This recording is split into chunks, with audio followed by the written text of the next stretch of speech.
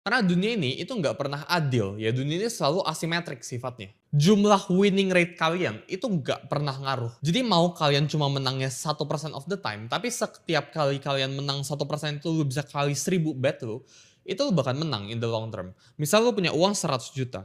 100 juta ini, jadi dalam dunia apapun itu yang lu pekerjakan ya, lu harus belajar buat ambil sesuatu yang asimetris. Nah sekarang ya, ini on paper ya, secara tulisan, ini mungkin terdengar itu masuk akal buat kalian. Tapi kenapa nggak semua orang melakukan ini? Karena ada satu kata yang namanya itu loss aversion. Dimana orang itu lebih takut buat rugi, kayak yang gue tadi bilang. Maksudnya kayak gimana Soul? Ya, jadi kalau kita ngomongin tentang symmetric bet, ya ada symmetric sama ada asymmetric gitu ya.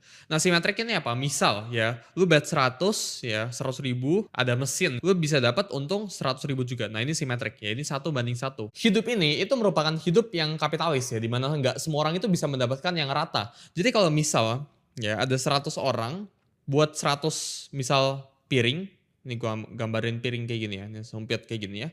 Nah, hidup itu nggak bekerja satu orang sama dengan satu piring. Ini bukan cara hidup itu bekerja. Kalau misal gue sebut di sini ya, lu buat content creator atau enggak lu buat bisnis deh. Kita buat contoh yang baru. Buat bisnis ya upside-nya itu misal 100 M contohnya, 100 miliar ya lu bisa bikin infinite cabangnya gitu ya. Tapi downside-nya alias kerugian kalian itu misal 1 miliar. Dan kebetulan 1 miliar yang sebelah sini, ini gue ada pertanyaan buat lo ya. Jadi seandainya gue transfer lu sekarang uang 50 juta langsung ke bank lu dan ke rekening lu. Jadi anggap misal lu itu ada di sini, ya terus ini bank, ya. Dan bank lu itu saldo tiba-tiba tambah 50 juta gara-gara gue gitu ya. Gue kasih lu 50 juta secara cuma-cuma. Ini juga sebenarnya terjadi dalam hidup kalian. Manusia itu lebih cenderung takut buat miskin. Karena pada awalnya manusia itu didesain sama Tuhan yang di atas.